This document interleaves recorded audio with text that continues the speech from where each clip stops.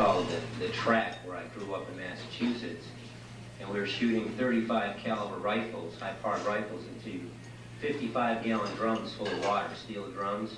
And we were quite impressed by the amount of splash we were getting from shooting about 50 yards away. And after we were done, we noticed that the rounds were not continuing through the barrel.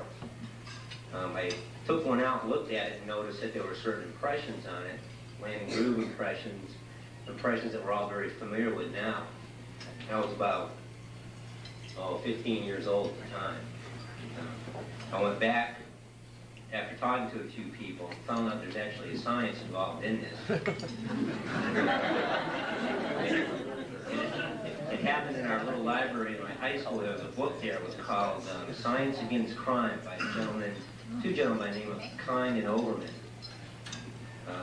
I checked the book out and read it cover to cover. And actually, I actually had the wonderful experience of meeting Stuart Kind. He's our second founders lecturer some 4 years ago, something like that. So that was a very important time for me. We have a little sheet that's been passed around since Steve Schaefer and Pete Barnett. Actually, Steve was original, I think, the person that thought of the Founders Lecture series. And it's a list of things that the Founders Lecture Committee are supposed to do. And on that list are arranging for the lecture, taking care of the plaques, arranging time at the meeting to have this kind of lecture. We can make it a lot. I tend to be a simple person. I tend to be rather blunt, and people who know me, I think, appreciate it sometimes. Other times, maybe not. But what it boils down to is that every year and a half, we try to get someone in here that reminds us of our roots. And it's the Founders Committee's responsibility to make sure that we're reminded of our roots and that we have people who can lead us in some kind of a lecture or discussion so we can get a feeling for those roots. And we're fortunate today to have 6 of the surviving 8 founders. There's 16 total. And with that, I'd like to introduce Lowell Bradford, who's going to lead us the rest of the way through our little Founders series today. Lowell.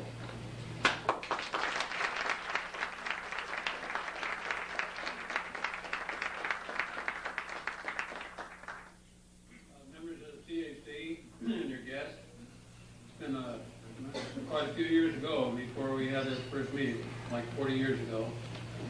And the group of us that are here have been asked by your chairman to tell a little bit about how we got started in criminalistics, how we picked that out as a profession. And I'm going to depart from that just a little bit because I want to tell you a little bit about how this organization got started. Suffice it to say that I got intrigued with this field through Paul Kirk. And Paul Kirk was, as you know, the professor of criminalistics at UC. I know him when he was professor of biochemistry. There wasn't any such thing as criminalistics. And in working with him, I found him to be probably the most inspiring, most innovative, inventive type of scientist that I've ever known.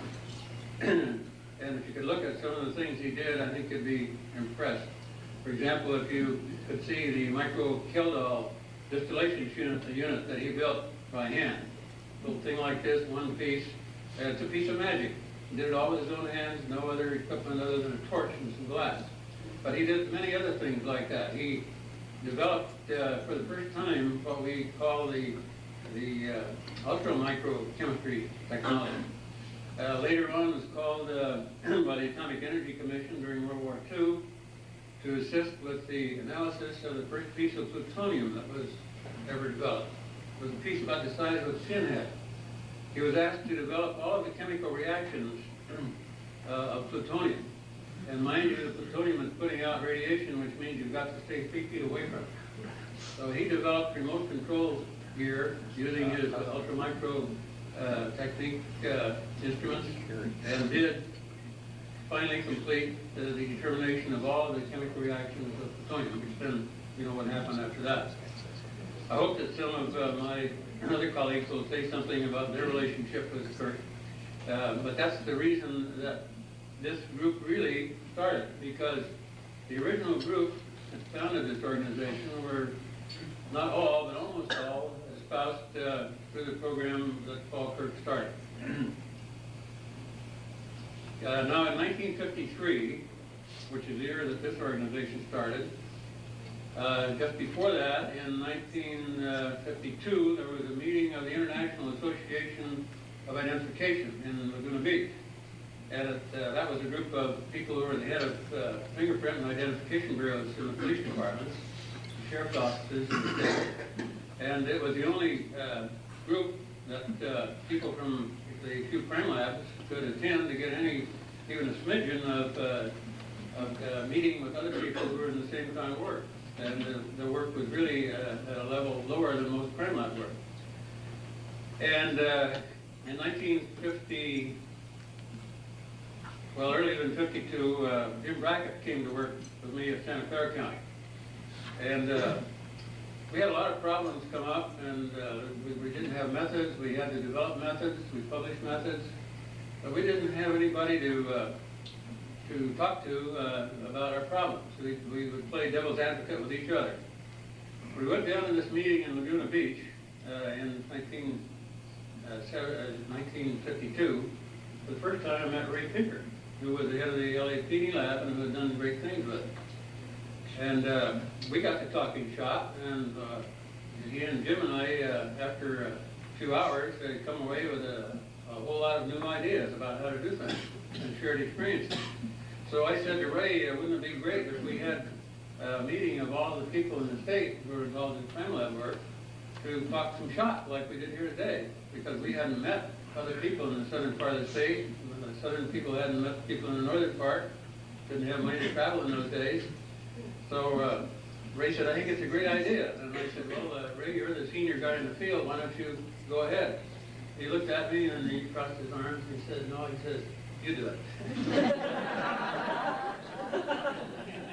So I came back home and sold the program to my DA, who then sponsored the cost of a meeting, and we wrote out letters, I think in April of '53, inviting a total of 16 people that we knew about, who were the heads of laboratories, or mainly, except for large laboratories like Los Angeles, the only people in some of the laboratories. And we met in San Jose at an outdoor barbecue that night, and we had more shop talk than you could ever believe. And we decided this is something we need. We need a medium of communication, a medium for shop talk. We're all developing new methods. We need to bounce them off of each other. We need to be able to get on the telephone with each other and know who we are and talk, as well as have meetings about every 6 months. So that's how it got started. And I'd like to introduce who the people are here today, and each one of them is going to come up and say something. The first one I'll call on is the one who is the, shall I say, the generic senior in the field today. By generic, I mean not the oldest, but the one who practiced further back than anybody else, and that's Dave Burd. And Dave Burd and his wife are there. The next one is the genetic elder. The oldest one of us here, and that's Harry Johnson and his wife here. We'll look for you, Harry, so I can see you. And then we have Don Harding and his wife. Don was practicing in Pasadena at the time. Dave was in the Sacramento State Crime Lab, one of one in 1942 when he took that job. He was the only person in the state crime lab. Harry was in the state crime lab later with Dave. Now let's see, we've got over here Jack Cadman and his wife. And Jack was practicing in Orange County, started the laboratory there. And Bob Cooper and his wife, who were in the Oakland Police Department laboratory at that time with John Davis, one of our members who was passed on. And I think I've got all the original ones. We've got some Johnny-come-latelys here, like Tony Longhetti. He's a Johnny have lately. And he's made a tremendous contribution, but he wasn't one of the original group because the Army had him sewed up in the Army Crime Lab when we started to do these things. So let me call now upon Dave Burd to continue.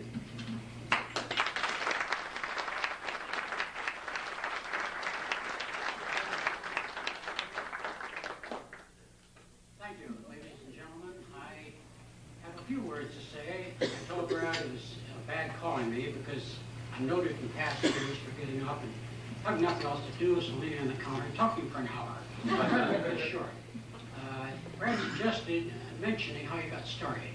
I got started a very peculiar way. I had a very good English teacher as I started in high school, and she made us write a report every 6 months, a very complete report on some subject.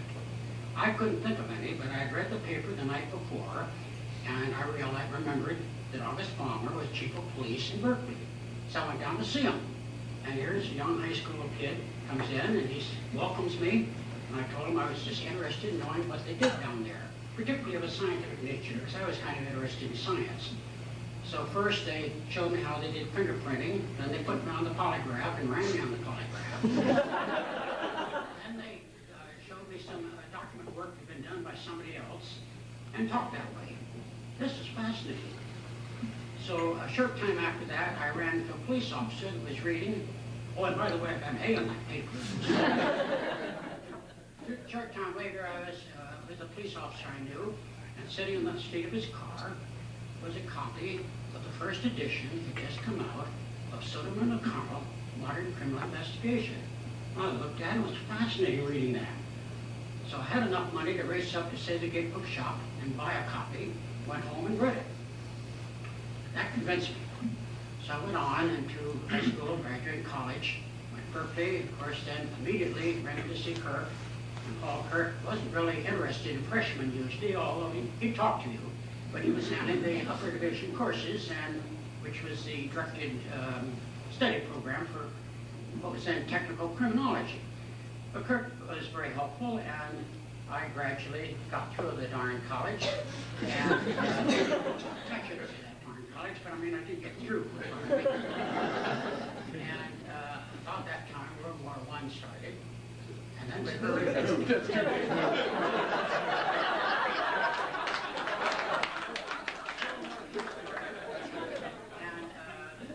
Dr. Kirk got a letter from Mr. White, who was chief of the State Bureau of Criminal Identification at that time, saying that Roger Green had been called active duty to serve as an ordnance officer, and did he have anyone he could suggest as a, what they called then, a chemist and ballistics expert. Well, Kirk showed me the letter, and I said, well, do you think I could do it? And he said, well, I could. Well, he didn't say you're the only one around here right at the moment. I wrote a letter up, and I went up to an interview, and we talked a half an hour, and the chief said, you want the job? I almost fell out of the chair, but I took the job, and I worked there for a good many years, through the war until Roger Green returned, and then we both started in. Now, you think back that you've got, I don't know, several hundred members of this organization. We started, there's 16 of us. When I started with the state, there was Ray Pinker in Los Angeles, a very well-qualified man. Paul Kirk, who as soon as I started the state, left to work on the atom bomb project. Bill Harper in Pasadena, a private physicist that did a little consulting work. Frank Latula, an inspector of San Francisco Police Department, that did some firearms work and a little bit of other things. And here I was all alone, handling 50-some counties of the state, because we worked on every county that did not have facilities or laboratories. We worked on every county in the state, and I testified in every county in the state except 4. But there wasn't any work to do. I was bored. Actually, there was no case coming in. All right, we have all can talk. I'll change the subject a little bit about famous cases. So all think of over a case, and then you go back a little ways and later or before, and it was the San Quentin 6 and Guard Young cases. Those famous cases. I think sometimes the little case is just as important, because everything is relative in this world. You've got to think of the letter the father got from his daughter attending the University of California. And she said, "Dear Dad, I've got some bad news. I was in an auto accident and wrecked our car. Also, I'm going with one of the university professors, and he's married. Also, I'm pregnant, and I flunked English." Second paragraph. "Well, Dad, just sit back and take it easy. The only thing that's true is I flunked English, but remember, everything is relative." I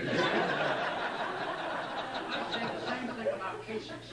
One of my early cases came from a sheriff of Modoc County, up in the northern part of the state. A crime had been committed about 12 miles from the Oregon and Nevada borders. And he brought in, and he wanted me, as the so-called criminalist, do an autopsy and some chemical analysis. So I would get that darn dog's carcass out there and spread it out on the counter and cut the stomach out. He didn't even do that for me. Then do one of those complex toxicological analysis to find it was strychnine in the dog's stomach. Well, this is very simple. The more interesting part is when I went up on that case to testify, one of our special agents was involved too. We spent 2 weeks at Fort Bidwell and Alturas. There was no place to stay except in Alturas. We had to commute 50 miles every day to get over to Fort Bidwell to testify. My testimony took all 3 to 4 minutes. But to get a jury took 2 weeks. They called every bannerman in the township, then went to 2 adjoining townships to get enough. He says it's all relative, these things. You know why? Because it was a sheepdog been killed by, allegedly, by a cattleman. And that eliminated most of the jurors. So it was a very fascinating time. My agent and I spent a lot of time fishing the rivers up there. Wonderful meals, we had fresh game every day for lunch, and so it wasn't a bad trip. But things are relative, and those little cases are important. Brad? Thank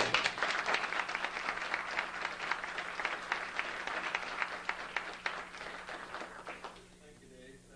Okay, Dad, do you want to be the next one? I'll take my turn.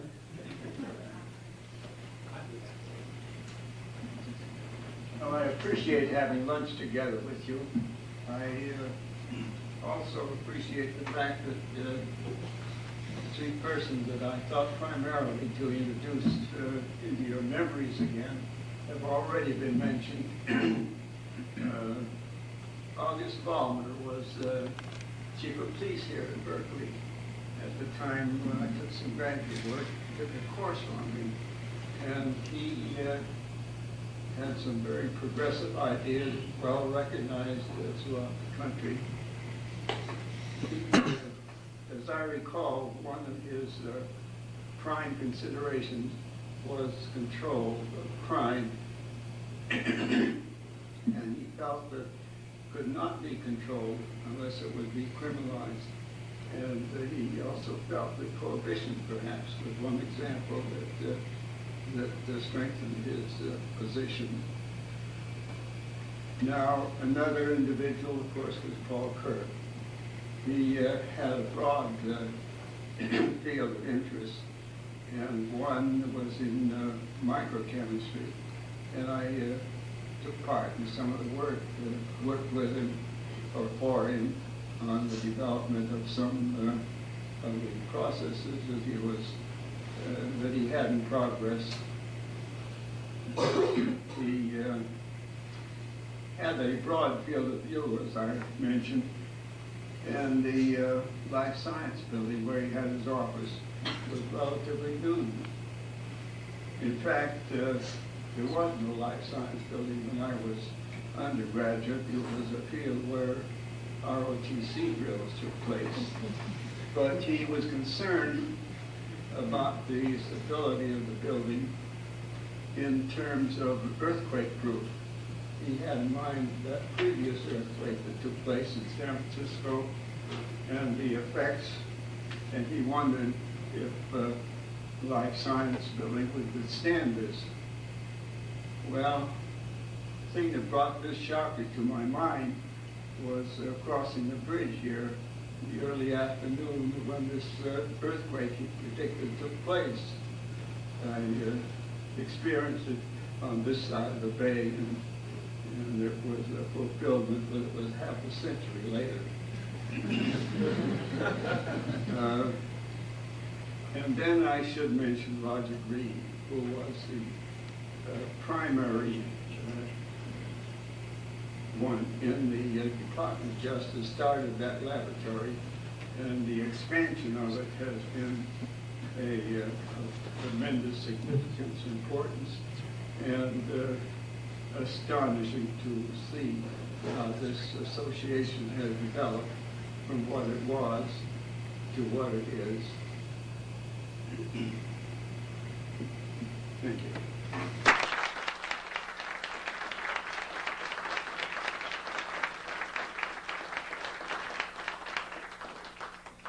Thank you, Harry. Don Hardy.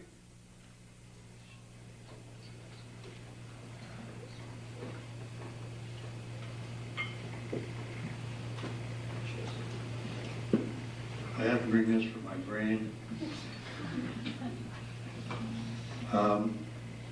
As I understand it, we're supposed to relate somewhat how we got interested in this field. And I was raised in Sacramento, and I went 1 year to Sacramento JC, and then came down to Berkeley. And after a disastrous first semester, well, I signed up for 23 units, the first crack out of the box. So, see, my intelligence was in question even at that time. And so after that semester and down 23 grade points, I was invited out of the College of Chemistry, and the dean wanted to see me about something. I wasn't sure what that was, but anyway, we resolved that I was going to try and recoup. And so I found Dr. Kirk in the basement of LSB, and he proceeded to talk me out of going into criminalistics, which was called criminology then.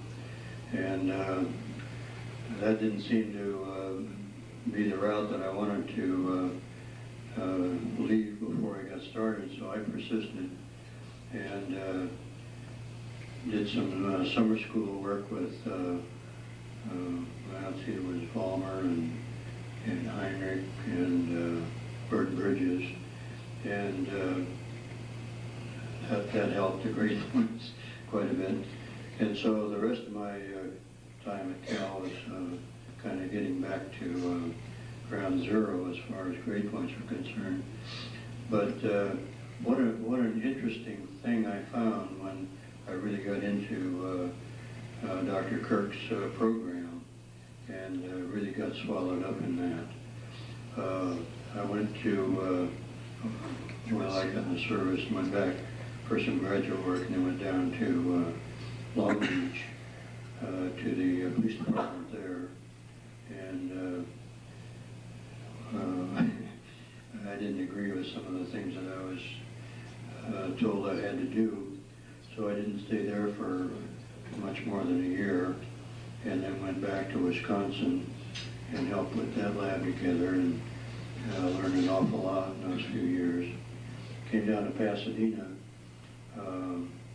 and was there for 10 years, and that was when I learned about Ray Pinker in the LA lab. And so with Dr. Kirk's background and Ray Pinker's practical criminalistics approach, I had the best of both worlds. And then eventually Pasadena dried up, and I came up to San Mateo County, and then from there down to Brad's lab in Santa Clara County.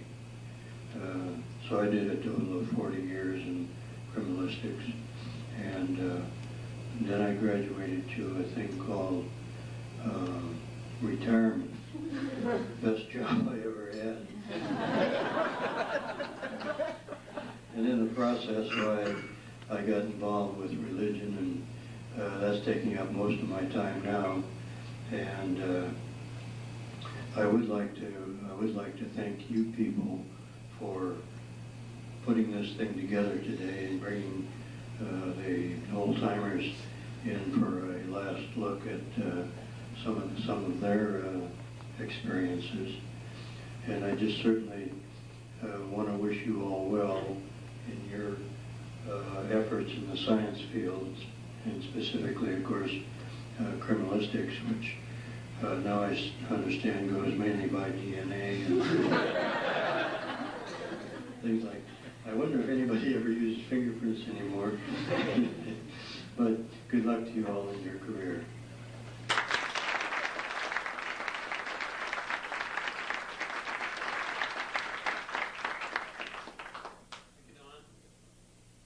Well, Jack, how about you?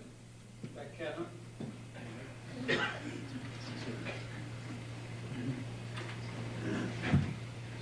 I've learned a lot today. I thought I knew a little bit about some of the members of the CAC who were the founding members, but I find that I didn't know nearly as much about Harry Johnson as I thought I did. I didn't know nearly as much about Don as I thought I did. And Brad is not much of a surprise. I interviewed him today. But no, Brad, in all sincerity, I feel humble in the presence of these founding members. They've all done an excellent job toward professionalization. Back a few years ago, I gave the first founders address, felt very honored to do so, and had thought that I'd been fairly comprehensive. I did remark in giving the paper that I started out to do a paper within 1 hour, and I found it should have been a full book. So maybe we'll undertake and complete the job by going to a full book. What I'd like to say to you today is this, that the challenges of the field are forever. There are no total answers. We have the opportunity of being pioneers even today. Each of you, every one of us. I still consider myself a member of the field, even though I've been retired now from my last job at Cal State LA for what, 5 or 6 years. There's a Johnny-come-lately speaking up again. I might point out that Tony Longhetti was one of the first cases we had undertaken to try to prevent a problem before it happened. Now, let me explain that a bit. It may sound bad at this point, but while about the second or third meeting, Brad received information somehow that there was going to be a vacancy. Someone would be creating a crime laboratory, and we'd learned that his name was Tony Longhetti, who was another Kirk student. To shorten the story a bit, we undertook as a founding, a beginning field that we could put our nose in and somebody would listen to us. There was a fellow there who shall remain nameless at the San Bernardino County Sheriff's Laboratory, a man who had held the same position as the one who created my job for me when he mishandled the Overell yacht murder.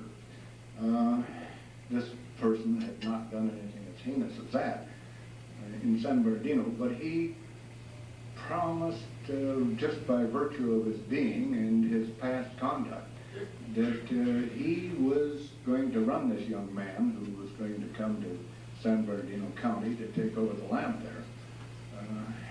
And so we undertook to block it before it happened. But Tony told me that it took him about a year to really come to grips with the situation again, but maybe he'd like to say a word about that himself. At any rate, it was successful to the degree that Tony was at San Bernardino as long as he wanted to be, and he did come out of it and moved into a teaching position at Cal State LA. I don't want to ramble on here too long. We were told originally we could have 5 minutes, and I probably have exceeded my limit here. Plenty of time? You put me on the spot. Of all the things we could talk about, I think one of the things that interested me most in doing the first Founders talk, the discovery of how many of us had either started as a one-man laboratory or had in some phase of their careers been in a position where they had to run a laboratory totally alone. That may not mean anything to the young people of today, although there are probably still a few of those around. But back in those days, it was lonely out there. Let me tell you, working with a bunch of ID people, identification technicians, who had aspired to do this sort of work themselves, it was rough. And I won't describe that too far in detail, except to say that the IAI, which stands for the International Association for Identification for the Neophyte, had been founded in 1915. And if you ever took a look at the letterhead of the IAI, you know that they aspired to do anything and everything, including toxicology. What a difference today. Back in the days when I first learned of the IAI, they were meeting annually in some city in the state of California. And those people occasionally would deign to have one of us as a speaker. The others, the criminalists who were founding members, would attend in order to hear something of a technical nature. And this, as Bradford explained, was a place, the way in which he came to know Ray Pinker. The whole thing is pretty much in perspective today. Most of the people that cost Don Harding his job and the trouble that he had at Long Beach are no longer in the field, but they were sort of difficult. Without going into great detail or running things down, I think the field today is better because of it. We have the opportunity of challenge. The future of criminalistics is in your hands, and I'd like to say this: I'm proud and happy of the way this group is developing, and the legacy which has been passed along will continue. Thanks very much.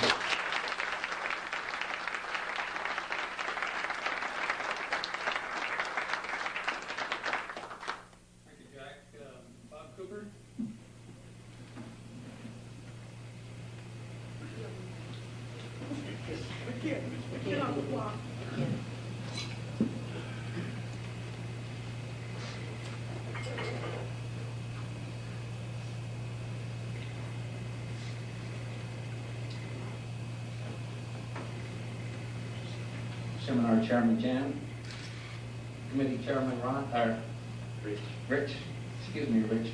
My father-in-law's name is Ron Brad. Ladies and gentlemen, and friends, I read a lot of things in Rich's letter, so it was pretty open-ended.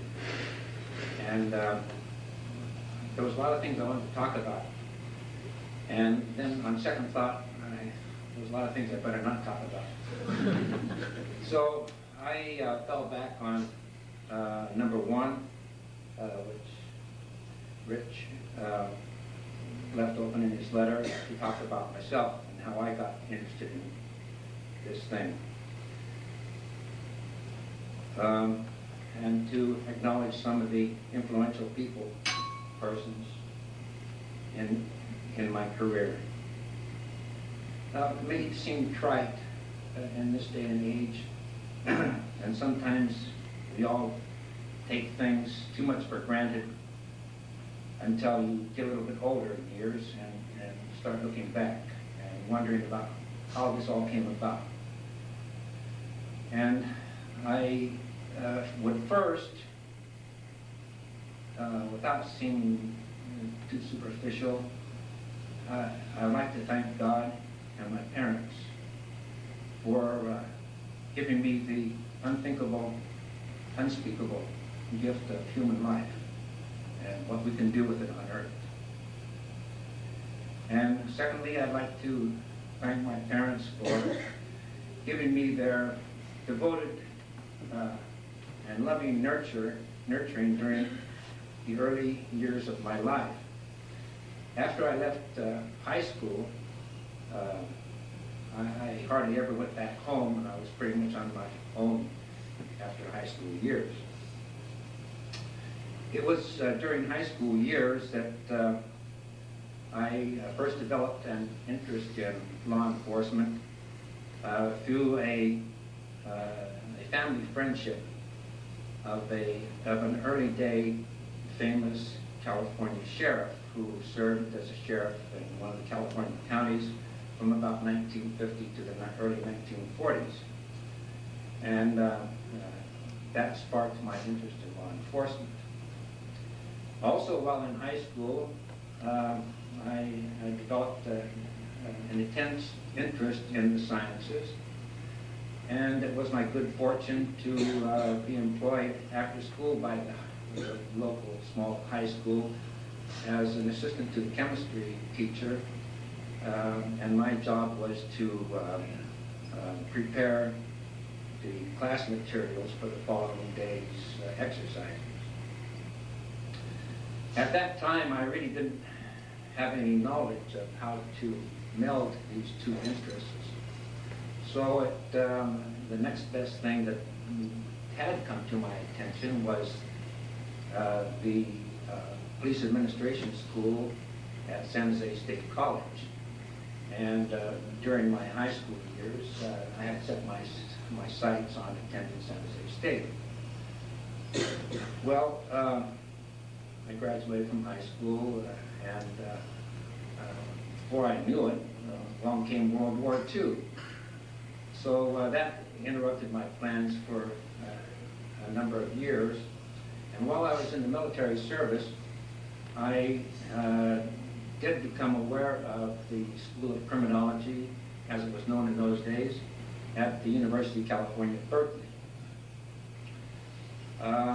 So after I had finished military service in late 1945, I set my sights for Berkeley, and I came to Berkeley as a freshman in the fall of '46. And of course I made a pilgrimage to 2590 LSD Life Science Building, which everybody knows among us older fellows is Dr. Kirk's office. And Dr. Kirk was very cordial to me, and contrasting to somebody else's experience here, he did seem to be interested in helping this young kid along. And so he took me under his wing, and I followed his guidance for the next several years. Now, in the fall of '46, I also got into International House, which you can almost see from here, and lived at International House. And darned if I didn't find out that there was somebody else living in International House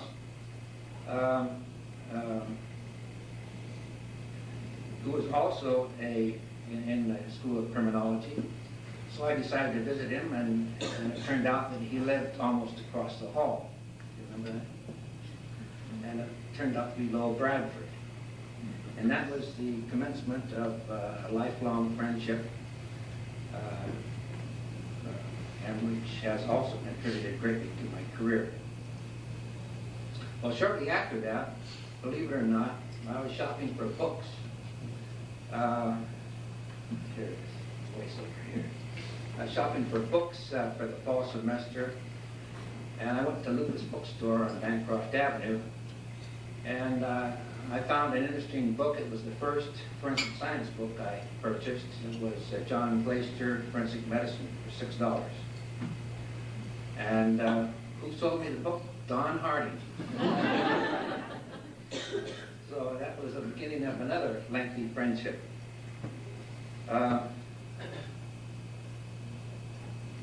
I think that undoubtedly, as others have spoken about it, I think the person who had the greatest influence on my professional career was, of course, Dr. Kirk. I took a lot away from Dr. Kirk. I thank him for it, and he contributed immensely to my life, both positively and negatively. That means I perhaps didn't agree with everything he said, but I think it is more true at the present time, the present day, in the present situations in which we find ourselves, that the philosophies that Dr. Kirk expounded in those days are more valid at the present time than ever before, and probably more valid than many of the contrasting philosophies which have been set forth in more recent years concerning the operation of criminalistics and the operation of crime laboratories.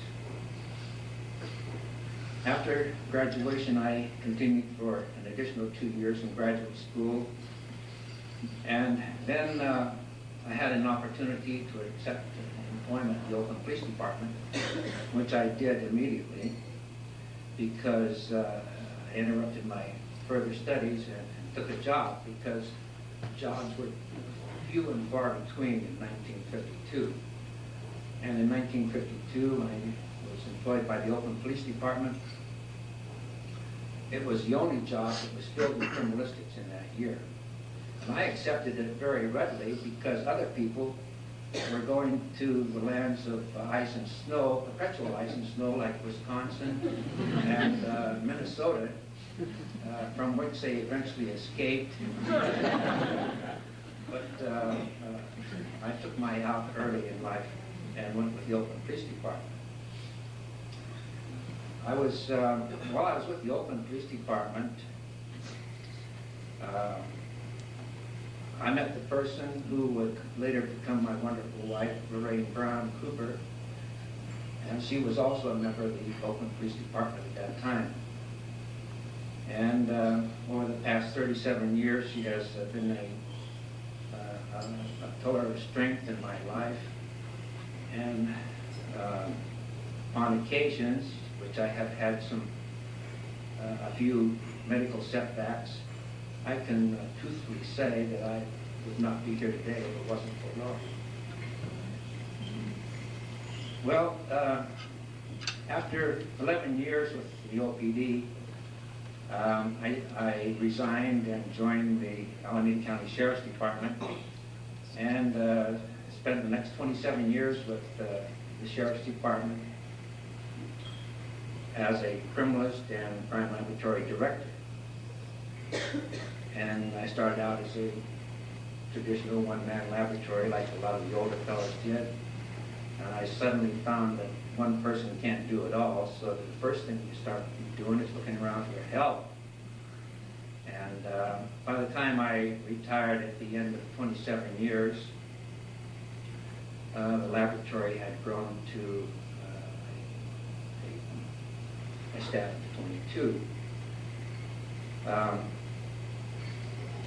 I look around here today, and I think that one of the things I am most proud of in my whole career is that I can put my finger on almost somebody at every table who I helped get started in the field of criminalistics, and I certainly am proud of them.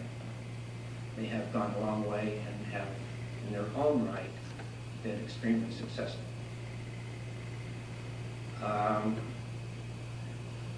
After an exciting total of 38 years in criminalistics, I decided to throw it in and retired 2.5 years ago. And I believe that, I guess I was the last on the chain here. I believe that because I was younger than some of the other fellows, I was also the last of the founding members of the CAC to retire from active service as a crime laboratory director. Thank you very much.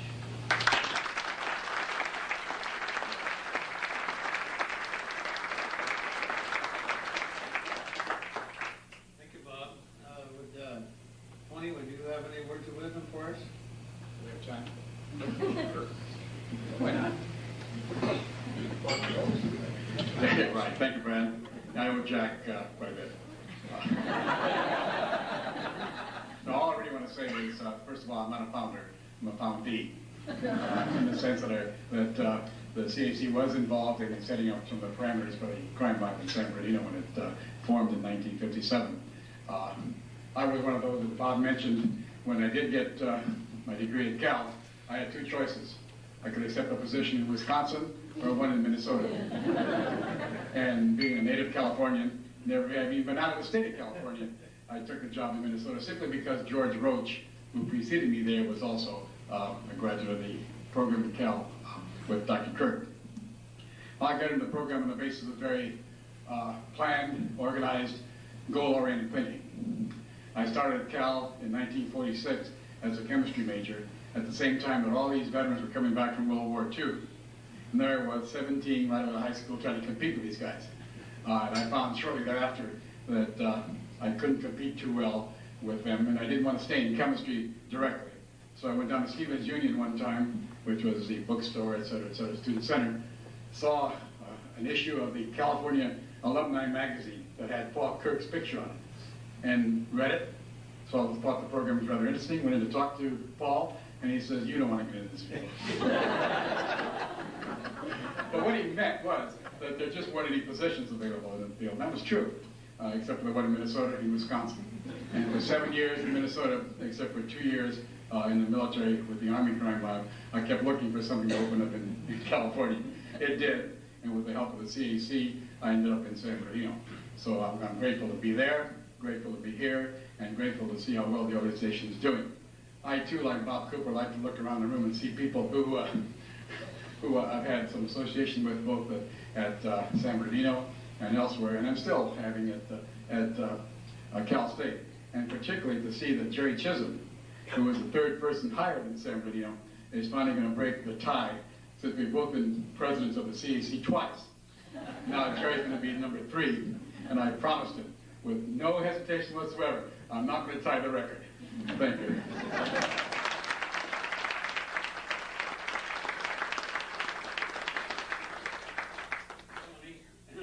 Before turning the meeting back to Rich, I've been thinking, are there any words of wisdom that I would leave with you? And I think there are 3 general things. One is something, and all of these are things I've learned from other people.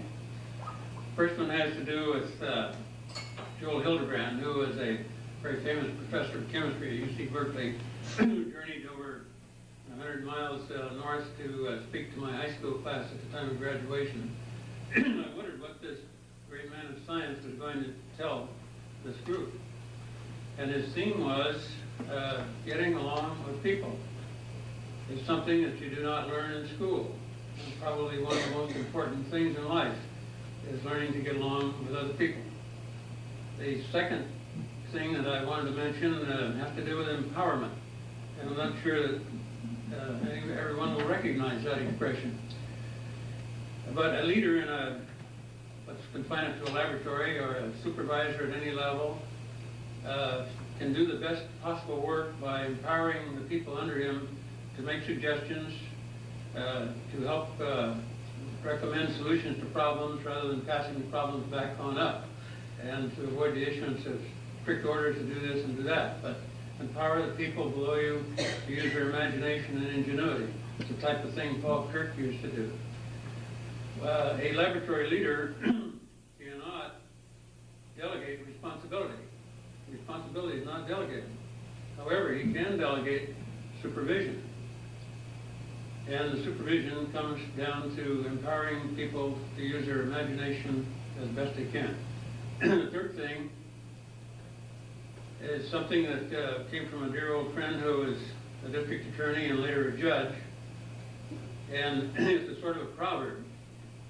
And he said, thinking something is so does not make it so.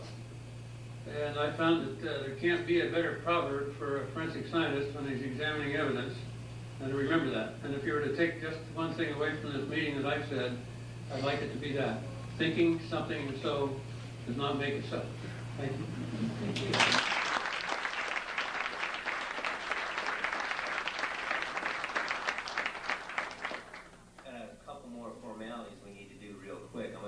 Greg Mattson, our CAC president, talk to us a little bit. And I feel compelled to apologize once more that I did not go to Berkeley.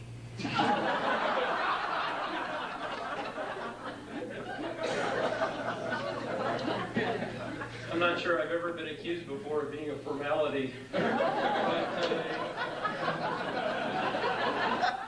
I'll try and make this very short. It was an honor to have our guests come and talk to us today.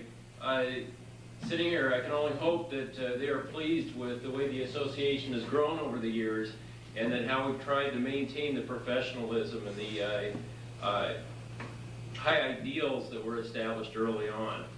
Before I forget, because I'm going to forget several things anyway, I want to have a round of applause for Rich and the Founders Committee for putting this together.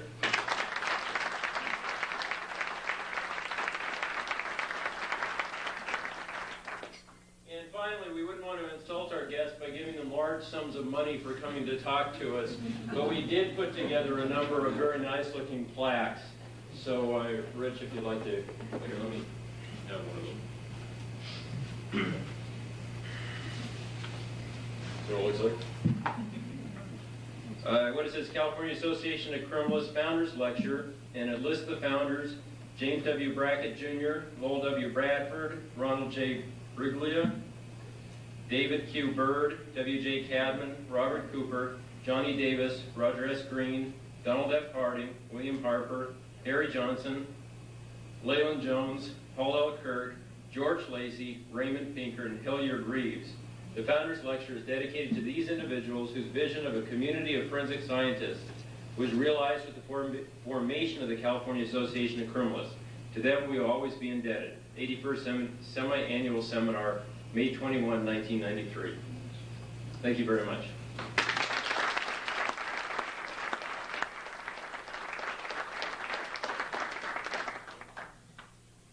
Also, for the rest of you, we are going to be having a business meeting following this luncheon. They're probably just as exciting as they were 40 years ago.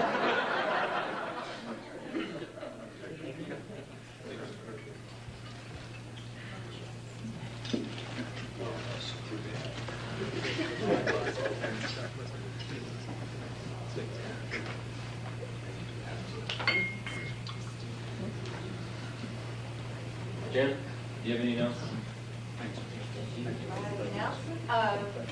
Yes, the business meeting will be just as boring. I'm sure I wasn't the first one.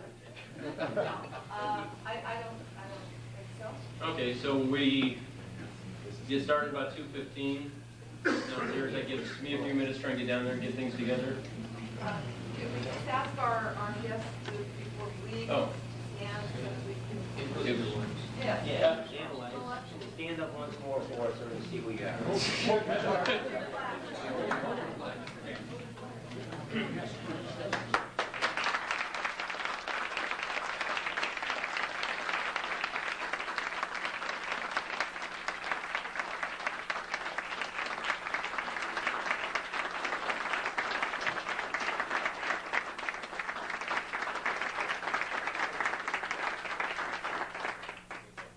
Oh, yeah, thank you very much.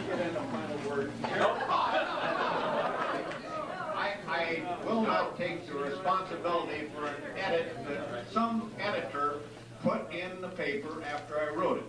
The Los Angeles Police Department Crime Laboratory was established in 1924, not 34, based on August Balmer.